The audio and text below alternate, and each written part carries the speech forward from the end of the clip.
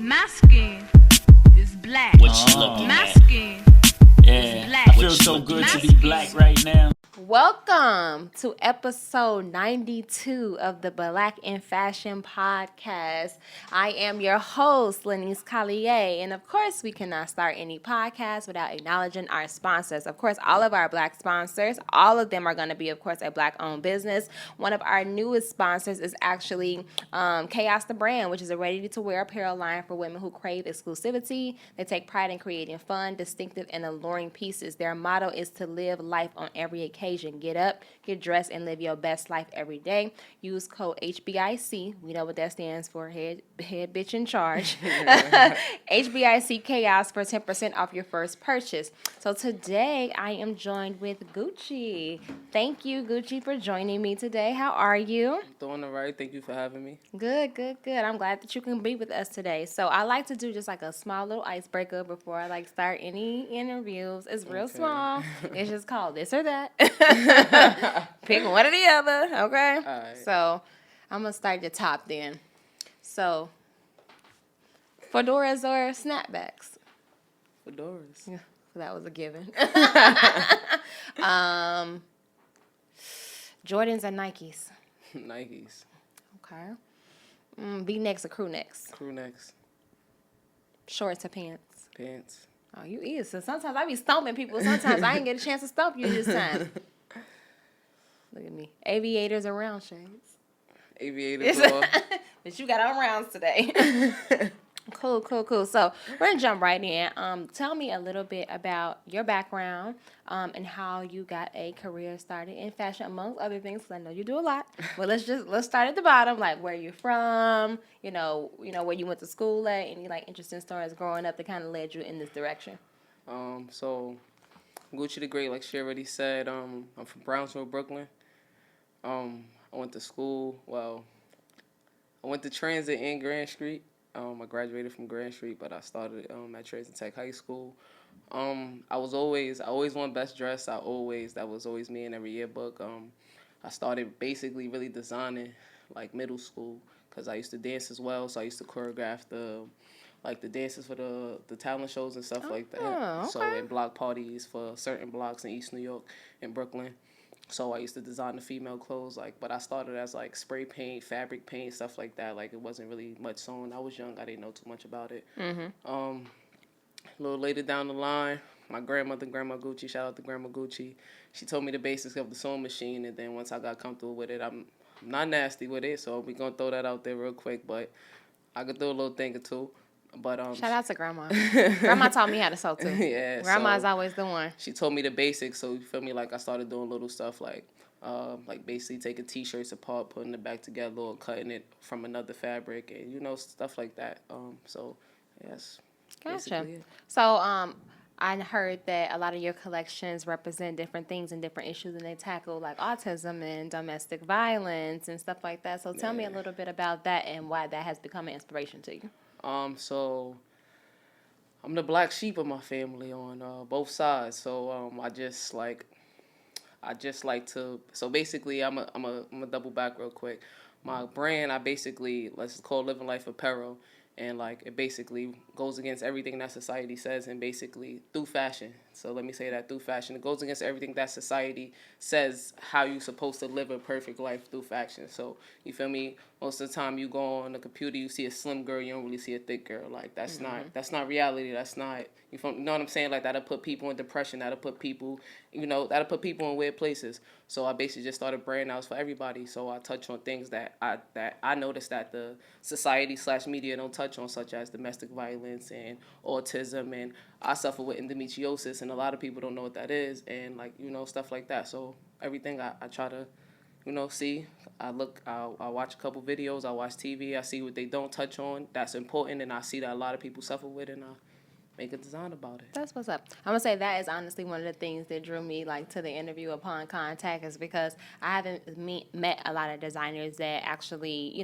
focus and do collections and clothing and stuff like that based off of what's going on around them. It's mostly all about the the clout, and and what it looks like and stuff like that. And I actually did a collection in college based on domestic violence because I was going through it at that time, and nobody in my classroom understood it. And I'm just like, it's not for y'all to understand. Yeah. Like, it's not. For you. Yeah, it was for me. Yeah. And they asked us to do a collection based off of emotion. And at the time, I'm like, don't nothing make me emotional. Like, I was like a rock. Like, I was hard because I was going through shit. And then I was just like, the only thing that makes me emotional is my situation. But I didn't want to share that with the fucking class. But I went ahead and just, all the garments was fucked up. They were fucked. Everything was ripped up. It was tore up. Like, everything was dark. And it was like a little bit of hints of purple, like for domestic violence, stuff like that. And they kept trying to get me to explain it because you're supposed to, like, give the whole thing. It explains itself. I didn't even have to explain it. I was just like, here's my project. It explains itself. And then that was it. Everybody was just like, I'm like, and that was it. Yeah. It explains itself. It's all in the details. That's why, like, certain stuff that I make, it may be graphic design, but if you zoom on and you really pay attention to the detail, you'll see the story. Yep, absolutely. I also know that you have a non-for-profit as well. So tell me about your non-for-profit. So I turned something bad into good. Well, I'm not gonna say it was bad, but I turned something that was not so good into positive. When I was in high school on Transit Tech, I started this group called Self-Paid Bosses. So basically, we just had parties, promoted parties, and did a whole bunch of other activities. But as I got older and, I started seizing things and losing a lot of friends to the streets and stuff like that. And I lost my brother at 17. So, like, I basically, like, kind of shifted it. Like, I made it something positive. So I went and made it a nonprofit, and I started getting contact with other people. I started from my clothing line, Living Life Apparel. I take 15% from every sale, and I put it towards the nonprofit. Yeah, the nonprofit. So I do stuff like sponsoring. I work with Kids Want to Know. I'm not sure if you guys know what that is, but I work with them. I sponsor a lot of events that they have, and they have a upcoming thing that they have called WHY, which stands for We Honor You. Okay. And I sponsor that as well. So, like, I sponsor a lot of kids stuff, like not really adults and stuff like that, because I feel like the kids is up next. If they misguided or they feel like they don't have nowhere to do, they're going to tunnel that angle, that energy to something negative. Like I did as a child. So I just wish I had somebody like me. So I'm just trying to be that person for somebody else. We get the partner on that. I own a nonprofit too. It's called the Black Girls Designer Club because we design too. And I feel like we're like, mine is from girls from 6 to the age of 20. Nice. And we do events and stuff like that. So we should probably do something together, like bring the kids together and maybe do a block party or something like that. Yeah, we have a whole bunch of stuff. We got little kids. I just sponsored the event Saturday. I had kids. They was performing. They was rapping. They was dancing. Like it'd be cool. Every event, it's nice. I've been trying to get into ACS for a couple of for a while, which is where she worked. Nice. But every time something happens, Oh shit! Basically, I know a lot of Child people. And I Protective feel crazy because I Services. feel like I know people who work for ACS. Akita worked for ACS. Tati worked for ACS. I think Hadassah. A couple people that I work with now worked for like ACS too. Yeah, so like those kids in there, they going through a lot. You know what I'm saying? They're not with their parents, so it's like you got to give back to the community, and why not start there? Yeah, definitely. So tell me, do you feel like music and like because like everything is geared toward like living the life outside of like what is the norm, do you feel like music and like social media and like reality TV play a big part on the way that people dress? And do you feel like it's super duper psychological, like everybody trying to like keep up with the Joneses? Yeah. What's your views on that? I definitely do. I feel like everybody's scared to be themselves. Like at this point in time, nobody really want to be judged. Nobody want to be not the popular kid. So they try to keep up with what they see. But that's also, like you said, the media and stuff for, because that's what they present. They don't show the real side of them. They don't show the human side of them, not the celebrity side. Like, you know what I'm saying? So kids see that like, oh, I want that, and that be false imitation. And this is how we here now. Like all the rappers now, they talk about killing each other, smoking weed, popping pills, and look at these little kids. They like 12, 13. They high off of Xans and E-pills and stuff. Like they can't even count. That's crazy. Do you think that we can blame the parents? I don't know if that's the right thing to use. I ain't gonna say blame the parents. I want to say they're not filtering what they have, or they're not paying enough attention to the youth. Like. Or it could just, it could be most things. I'm not a parent, so I don't want to like. Yeah, that's kind of, it's hard to say. Yeah, I'm like, I'm not a parent, but I do feel like that the parents do have to be more in control of what's going on or see things. But then, like, as you said, you feel like you was the black sheep of your family, and sometimes you're just naturally a rebel. Yeah. And you want to kind of like go against the grain, and sometimes your family just misunderstand. Like, you just misunderstood because of that, Right. So, can you tell me about a time, like, like a story, something like that? I have a segment, it's called, like, It's a Success, It's a Disaster. So, like something that may have have happened, like, whether it's, something that you learned in your business, like maybe something that went completely to hell, and then you learn from the experience. Maybe it made you a different business person, or it made you deal with people differently. Do you have anything like that? I think I do. Okay. So I originally started my business in 2016. And like when I started, it wasn't going as I thought it, as I thought it would. The support people give me like regularly, like me starting a business, you would have thought that I would have got that same support. And support is not buying anything. It's a simple share. It's a simple like. It's a simple follow on the page. Like support goes along. It's a simple, hey, you with a friend. Hey, my friend got a clothing line or whatever the case may be. Like support is, it goes in different ways. And it's just like, I seen that the people that basically supported me was complete strangers or people I didn't really know that was watching me on social media and stuff like that. And it was like my family and friends was the last people to support me, and they barely support me now. But it is what it is. I think that and I feel like I feel that a lot as far as like some of your biggest fans and stuff like that are people that don't know you from a can of paint. Like, they don't know you at all. And I think that just kind of goes with entrepreneurship, and you really get a chance to see. But it's like you almost got to charge it up as like, you know what? I didn't make these clothes for them. Yeah, I'm not doing much. What I'm doing for them because maybe they're not my target consumer. There was a long time where I was just like, you know what? I hate the fact that people don't, like I hate the fact that my friends and my family don't purchase for me. And they don't buy from me. And then it's like complete strangers come from me. I'm like, well, maybe I'm not that target consumer. Or I think I saw a quote or something recently. It was just like, they jealous of the person, or not even jealous, like they can't get the old you or the child like you or the Out person they that they mind. knew out their mind. So this is a completely different person. They haven't gotten used to that person yet. And some people are just one track minded and they will never get That's used a to it. fact. So it's just like it's like a never ending or whatever. But we can't help it but to want to accept or want to, feel that validation come from our friends and our family, because at the end of the day, those are the people that we're trying to make proud. Yeah. We're striving and we're doing something to like, break generation curses and do things out the norm for y'all. Right. And y'all are the ones that be like, I don't give a shit. They give me your ass to kiss, in other words. Pretty much. I definitely feel you on that. I'm definitely, I gotta laugh. I definitely feel you on that. Yeah. Definitely. So tell me about like your creative process. Like, how do you draw like inspiration like from your clothing line, and like to create? Do you create different collections every season, or how does your creative process go?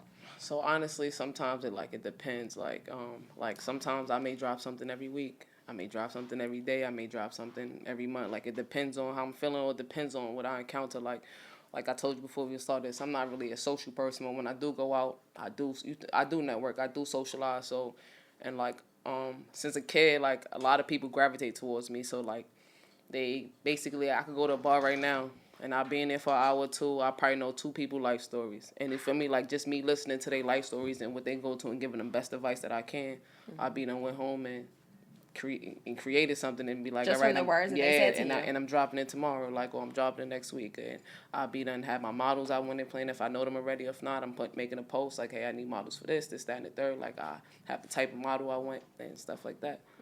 Do you have a favorite category? Like, do you prefer shirts or pants or jackets, or is there a certain category that you draw to more often? As of right now, well, as of this moment and when I started, I basically like do a lot of streetwear. Okay. So like, sweatpants, hoodies, t-shirts, hats, classic streetwear. But the lane I'm about to move to is what I really wanted to get into, but I had to just build my fan base first before I give them all this heat. Am I getting an exclusive right now? Am I getting an exclusive interview? What's the lane? So, but you're gonna see. I ain't gonna throw that out there. But I just had to, I had to build that up real quick. I had to let them know who I was for a little bit, and I'm about to show them what I'm really about. I'm about to get my foot in this door. Okay, all right. Well, I can help you. I definitely can. I don't know if you know, I own a apparel consulting company. Okay, nice. And I create, I have a studio over in Bushwick. I have 14 employees, and that's what we do. We create people clothing lines for them, cut and sew. So we do everything from fabric sourcing, pattern making, the whole shebang. We do it from top to bottom. We don't have watermelons. So we gonna network. Yeah, I'm like, we don't have watermelons either. So we gonna network. You're trying to create something, whatever. We make everything except for shoes and jewelry. So we do bags, hats, we do everything across the board. So come fuck with us. I will. So I'm like, I thought you was gonna give me the exclusive. Nah, I can't get that to you. But if I'm gonna work with you, you're gonna see it before everybody else. Yeah, I'm gonna see the sketch first, Yeah. or I'm gonna sketch it for you because I'm one of those people you can just talk to me and I can. Nice. Yeah, I can get it out. Like I pull it right out. I'm That's like, this nice. what you talking about? All right, let's go ahead and make Most this of them right are tech now. packs already, but Gotcha. But you know that, and that's why I like ask people about the design journey because, and you know that you really don't need tech packs unless you're going overseas. That's crazy. Yeah, and I think that's one like misconception. Like people be spending all this time and or money creating tech packs. If you're producing domestically, like here, LA, like wherever, whatever, you don't even need that. Like you legit just need like a picture, like that's it. And then we create the patterns and the samples and stuff like that, and then we kind of push them over into the manufacturers, and they just make them. It's good to have like that technical knowledge and stuff like that, and have it down so you know specifically what seam finishes you want, what fabrics you want. But you actually don't need that. So I hope you're doing them yourself and you ain't paying nobody. Nah, I am doing them. Oh, okay. Because I'm like, I heard somebody tell me they had paid $600 for a tech pack. I'm like, for what? No, that's crazy. I wasn't. I'm like, oh, you got bamboozled. Like, I was like, what? That's a lot. Bamboozled? $600 for a tech pack for what? one? Only one? For one garment. Oh, and I was just like, for what? Oh, I'm yeah, like, they and then I'm like, came how? out. And the measurements that was in there had me cracking. It had me cracking up because I was just like, what? And it had something. I think it said like that the chest measurement was like 7. I was like, was it for a child? Like, and I'm just like, but No it's like someone who's way. a new designer, they won't be able to They notice that. won't But know. the first thing I saw was chest, and the shit said 7, and I was just like, oh, they bamboozled you. Did it say, like it ain't say kids, child, no, it was no a women's. adults, no It was nothing? a women's line, and they were doing, and they had like the cross chest measurement. They had like the arm measurement, all this stuff. And I'm looking at the numbers, and I'm just like 7, okay, 14. Right? I'm looking at it, and I'm just like, what the fuck is this? So am I seeing wrong? Yeah, I've seen a lot of people who hop into the industry and not educated. They ain't had grandma, or they didn't do like the proper research and stuff like that. And then they honestly do get bamboozled. I see it every day because the clients I intake. I've had people come to me crying like I've spent $5,000-$6,000. They took my money. They did this, and I was just like, it's fucked up that people are out here doing that to people that they know better, or they just trying to finesse their way through or whatever. Yeah. But I do feel like being a designer is somewhat trendy right now. And I think that it's like, for me, I take it personal. So I was like, I go back to Granny. I'm like, my granny taught me the foundation. Yeah. It's like, if you're not willing to learn, like, you ain't got to know how to do everything. Yeah. Nobody gonna know how to do That's everything. going to be too much. That's too many hats. You know Yeah, what I'm but saying? if you don't want to at least try to learn, like, the basics, like, the Yeah. foundation and stuff, it's just like, how can you really call yourself a designer That's a when you fact. don't even want to know, like, the basics of the shit, you know? Or even like me personally, I feel like a lot of everybody coming out with clothing lines and everybody want to call themselves a designer, but I just feel it's for the clout. Like, oh, they came up with a good idea. Hey, I'm gonna put this on the shirt. I got 100 friends that follow me every day. I know they gonna buy it. It's, it be for the money. Like, you know what I'm saying? But They heart in the into long it. run, you gotta understand like your first 2 years or whatever the case may be, depending on how you is and how you marketing yourself. Like you gonna spend more than you gonna make. You understand what I'm saying? But they don't understand that. They just thinking about the money, so they making fast stuff, and they be like, oh, I'm making a collection, and they got a hoodie in there. That's not a collection. A collection, you gotta have a pants, you gotta have a shirt, you gotta be able to mix it up. That's a collection, and you feel me? You'll ask a lot of them that, and they be looking at you like you're crazy. I have learned to start turning people away because, like, within the past year, and I did grow my business really, really fast, like helping other designers, and I had a lot of those people who just want to like throw their name on some shit, and I had people want to make, like, somebody wanted to make a t-shirt. I'm like, just go buy a t-shirt then. And like, go print on it. You want me? You want Go to get make some vinyl and put it on there. You want me to make you a t-shirt from scratch? I'm like, what's the difference? He's like, well, I couldn't find the quality. I mean, you can keep looking, sis, because the amount of money that I'm going to charge you to make something from scratch is going to be a lot more than you're going to spend. But then I find that because they just want it for the trendiness and stuff like that, they're in a rush. Don't know shit about fabrics, don't know shit about nothing, marketing, PR, don't know nothing about nothing, just in a rush to throw some shit up on Instagram, and then they're not successful, at all, because it's like you're not even putting in the groundwork to understand what the business is like, know? Have you had people that like kind of cling on to you because they see you doing your thing and they ask you to help them? Every day of my life. I want to be honest. How do you go about, or how do you end up helping them and you choose the ones that you feel are more about it, or do you just kind of like, I'm kind of focused on my own shit right now. I can't really, get involved. So to be honest, like before, like I'm gonna say this year, like I was basically helping everybody. Like that's just the type of person I am. Like what I'm saying. Like I usually if I care about you, I don't care about too many people, and anybody will tell you that. But if I care about you, or you feel me, like I see you grinding, or I just met you, or like you a person that I speak to on Instagram all the time, and I see that you know what I'm saying. Like I'll put what I'm doing aside for a little bit, and I help them out. But at where I'm at right now in life, like I'm not helping nobody out no more. Is that being fed to yourself? Because basically, when it's my turn, everybody basically tell me to kiss their ass, so everybody could kiss my ass now. Yeah. Respectfully. So sometimes you just gotta be selfish, like you have to be. And I think that sometimes when we go out our way to try to help people and push people to do things, because they came to us and we care about them, we sometimes selling ourselves short, because we're taking away from, the time that we can be utilizing for ourselves and our creative process to try to understand what the fuck is going on in their mind creatively, Seriously. which is like usually all over the place, which is why they coming to you for help to begin with. And then you be stuck like, why did I even spend my time helping this person? Like, they ain't really on shit, And then it's like you have like some resentment there, like, and then when it's like just burnt the bridge for no reason. For no reason at all.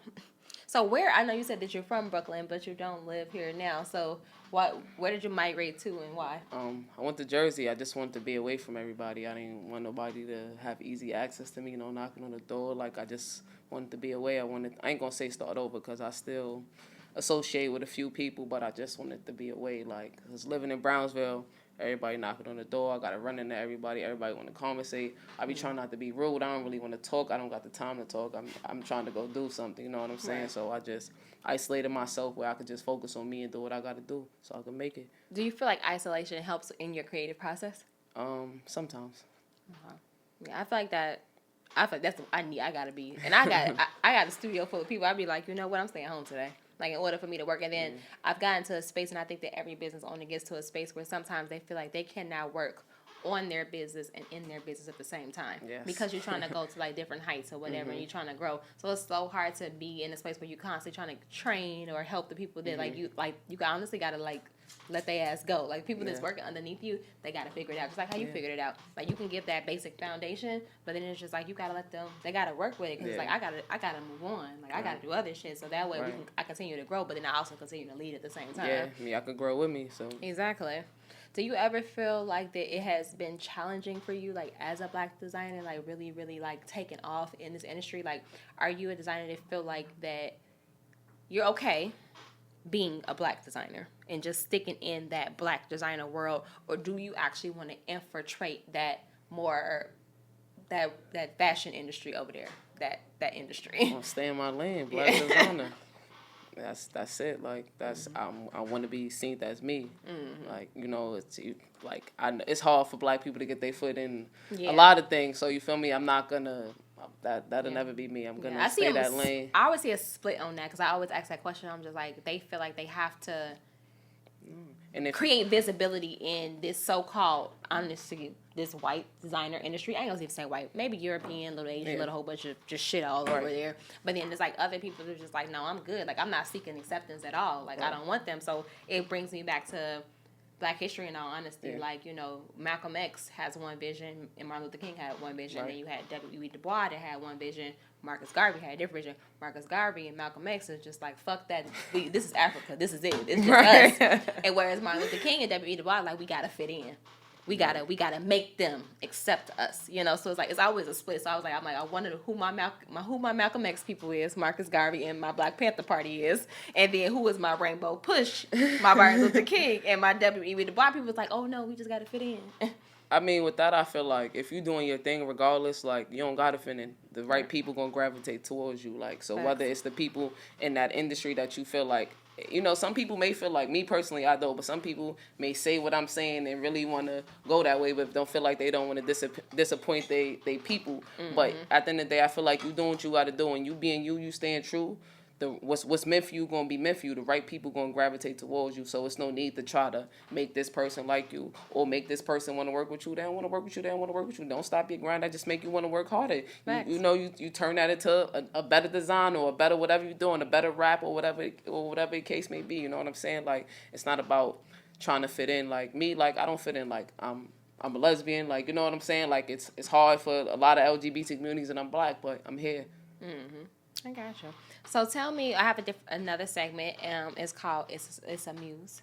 And It's a Muse segment is actually brought to you by Modish VIP. Club at Makara's Models, where you can get exclusive access to discounts, new drops before it hits the gram, and more.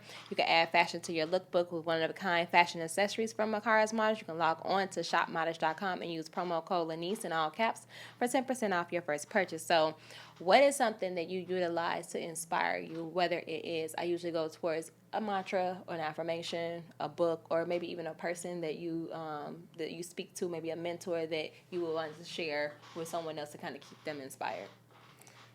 Honestly, nobody. It's just do me. you have like an affirmation or a quote or a book or anything that you refer to? Do you meditate? Do you use crystals? I meditate here and there. I use crystals. You know, I do my candles and all that. But mainly, like, it's just me. Like, just everything I've been through as a child to now, and just being a black sheep. I'm tired of being a black sheep. I'm here. Do you have a favorite crystal? Nah. Nah? Not right now. Seem like you're a pyrite girl. That's that manifestation one, the driven one. Like you create, you have the most possible outcome in all situations, which is pyrite and like green adventure. Yeah. Those are the two. I got a green adventure. You got a green adventure? Yeah, that's the green adventure. I had that one in my hand this morning when I was meditating for sure. Yeah, I definitely got one of those. Gotcha. So do you have any favorite designers or anyone that you like or, you know, that you're inspired by? Honestly, no. No? Same. Like, I don't. People ask me that all the time. I was like, me? Yeah, seriously. You know, I ain't want to say that. Shit, I just said like no me. one. I wanted to say that, Yeah, but you no, know you what can say I'm that. I saying? mean, this is the Black and Fashion podcast. Every time someone asks me that, I'm like, me? Oh my God, it's nothing because like you asking me a question that goes to like this industry that doesn't even have my people visible at all. So why would anybody over there inspire me anyway? I mean, I fuck with Kirby, Kirbito, but that's probably it. Maybe Laquan Smith, but it's like I just like them as designers. But it's like I don't necessarily like their work. Like that's not something that I think I would ever wear or anything like that. But they got some pieces. And do you feel like that there is enough? I guess there is some black designers out there. They do have. I feel like they have the resources, they have the visibility, and there are a lot of different like non-for-profits and organizations and stuff like that are there to uplift black designers. Have you utilized any of those or took part? Like I think it's like Harlem Fashion Row, and they have like Harlem Fashion Week. No, I haven't. This year though, I plan on doing Fashion Week though. Okay. In New York or in Soho, but this will be my first year. First year, you look. Yeah. Okay. Have you heard of Flying Solo?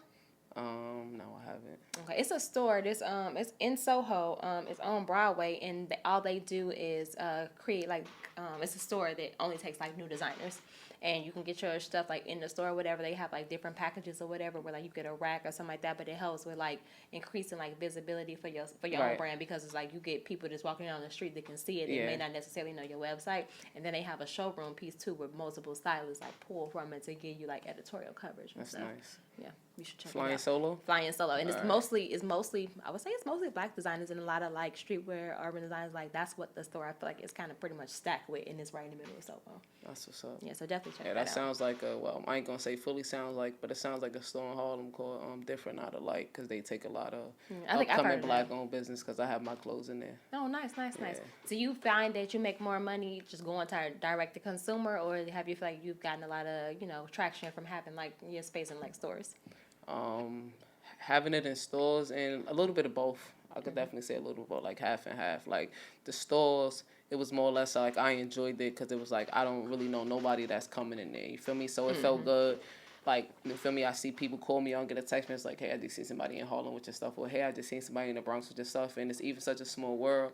One of the people that purchased from my store, they wound up working with her. And they came in there and then they got the stuff. And he like, hey, I bought that from my friend's store. Da-da-da-da. And then she's like, hey, blah, blah, blah, blah, blah. And it was like that, it'd be stuff like that. Yeah, it's a small world. You never know who, like, will connect. Now, so what you're saying, you're not being, like, a social person. How do you interact and or utilize social media to, like, grow your business?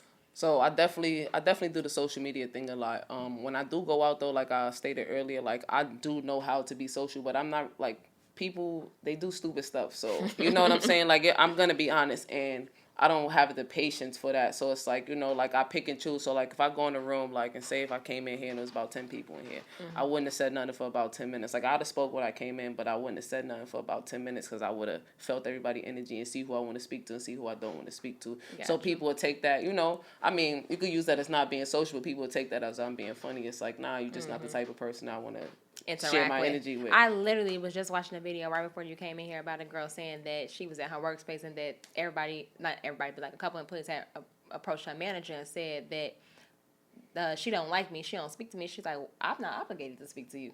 And in any shape, way, or form, my obligation is to make sure that I am not harassing any employees and that I'm being respectful and that I'm doing my job. Right. But don't take my silence as me being mean or disliking you or like being a bitch. It's because I'm not obligated to speak to you. Mm-hmm. And I think that they do, like, I feel like society has to normalize, like, I don't have to talk to you. Seriously, and we don't have an issue. Like, right, there's you making it a beef and it's not a beef. It's like, not. Then they go, oh, this person don't like me, and that's how stuff starts. But I just feel it's all about protecting your energy. Like, you know what I'm saying? Like, some people energy transfer to you, and you don't even know, and it's like, all right, now you walking around with this terrible energy and this bad energy aura, is and it's never like, lost nor destroyed, just transfer from one party to the next. I tell my friend, I'm like, protect your energy. You ain't about to get on my damn nerves. Seriously, like, I'm leaving. The energy bad in the room. I'm leaving. You ain't even got to worry about me staying there. Facts. So what's next? Like, do you have any? I mean, you ain't trying to give me no exclusives right now, but what is? You got something coming out this summer? You got any pop-up shops? You got any? I know you said you're gonna do fashion week and stuff like that, but anything that we can like look forward to? I don't do pop-up shops. Pop-up shops is not my thing. But I'm gonna say roughly in a month and a half, I'll give y'all a little bit. I got some underwear. It's coming. I got some bathing suits. I got some trunks. I got some of your cutting sewn. So we got a couple of things to look forward to. Who cutting and sewing? It's not my company cutting and sewing. We gonna see what you do too. We gonna give you a couple of our pieces. You know, wow. You gotta shop around. You gotta see who do it the best. So, I'm the best. I'm gonna see. You know, I'm gonna plug my business in. I'm gonna plug my business in. I have a black-owned and operating team. It's me and 14 other black women and men that are making these clothes for everybody. And we got 300 plus clients, so I'm gonna plug my business every day. Yeah, that's beautiful. And it's crazy because right before I did my whole that's what I wanted to ask you too. Did you transition out of like the work field into entrepreneurship? Like, was it like a smooth transition for you, or like you still going through it? And how does that kind of work for you as far as like, you know, that balance between like really building up yourself and your brands and then opposed to like working, or how was your transition? So basically, I resigned from my job due to sexual harassment from my account manager. Okay. So when I resigned from my job, I basically had went on a leave, and my leave was for about 6 months. And then after the 6 months was over, I was just like, I'm not going back. Like, you know, I basically started, like, I relaunched my brand during that time of my leave.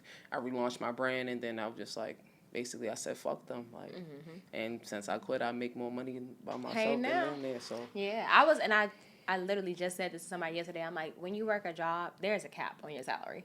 There's only a certain amount of money that you can make. But when you pursue entrepreneurship and then you become like a serial entrepreneur, there's no cap. Like, you can make as much money. And that's why I asked you that, because right before I started my business, before I stopped making it a side hustle. I was always doing it, but I stopped making it a side hustle and decided to pursue it full on. I worked for a company that did underwear and lingerie and stuff like that. That's why it made me think of that. Nice. Okay. And then when I got laid off though, because like I was working for a China import company, and they, you know, Trump's jackass, he like doing like the 15% tariffs like on all the goods coming out of China. So they laid off like 12 people in my department. Sheesh. And instead of me like just going to like file unemployment or like or looking for another job, I was just like, stop making it a side hustle. Like, think about it think about it as a full-time thing. And when you put your pedal to the metal, and I like always like to tell people that like put your pedal to the metal, you never know, because I didn't have a fucking dollar. Gotta believe when I got in laid yourself. off. When I got laid off, I had just came off a birthday vacation, had spent all my little money, thinking I'm about to get another check. They told me I wasn't getting another fucking check, and I was just like, damn. And in 3 weeks, with me just literally focusing and like getting that tunnel vision, I made $30,000 in 3 weeks. Got to. Yeah, and I was that's just how like, it go. holy You shit. gotta believe in yourself. It's like when you at your lowest, that's when you know you rise to your full potential. Or like when everybody doubts you, you feel like you by yourself and you backed into that corner. It's just like, listen, I'm gonna make it happen. You got bills to pay. You feel me? We I grown, get my best so, ideas when I'm broke. Yeah, you know what I'm saying? Like, you got bills to pay, so it's like you gonna figure out how to pay these bills. Like, you know what I'm saying? Like, we gonna make it happen. Like, you gotta believe in yourself. So whether that mean, especially like people too, like people be stressed out their job and they have a side hustle, they business, and they, you know, they doubting themselves, like, hey, like, oh, I don't think it's gonna be successful. I'm thinking for you speaking that into existence. Like, you gotta just take that leap. You gotta take that leap. Gotcha. Makes sense. So let everybody know, like, all your social media handles, where to follow you. She said about a month. About a month. So be looking. So turn I'll your give post y'all a notifications preview on. before the month. But y'all gonna get a little preview in about 3 weeks. But All right. So I'm drop gonna your drop social it. media handles, your website, where to find you. All right, you can find me, www.gucciithegreat.info. My clothing line is www.livinglifeapparel.com. You can find me on Instagram, theuniversegift_577. My business is at shop_LLA_16. On Twitter, Gucci the Great. Basically on every website, Gucci the Great. That's GUCCKIIDAGREAT. Perfect. Thank you so much for joining me today. And before we close out any episode, of course, we got to mention again all our black sponsors. We got a lot now, y'all. We got a lot of black sponsors now because now so many of them. The alumni group, they host the dopest brunches and day parties, happy hours, and international trips for black professionals in NYC and LA. It's founded by Frandy. The alumni group brings together NYC's dopest people to network and twerk at the same damn time over dope beats and bottomless mimosas. They're also planning a trip to Hinduism in New Grill, Jamaica this December, so make sure y'all book ASAP. Follow the alumni group. But yeah, anybody who wants to create and wants to, network and or push their businesses on the podcast, we have a really big following here. As far as like listeners, stuff like that. Most of our listeners come from Spotify and like iHeartRadio and Apple Podcasts. So we just gonna keep that black dollar circulating in the black community. You gotta keep it in there, man. Keep it in the black community, just like these Jewish people, honey. We gotta uplift our community. Exactly. So on that note, guys, thanks for tuning in today. As I always say, stay black. Peace out.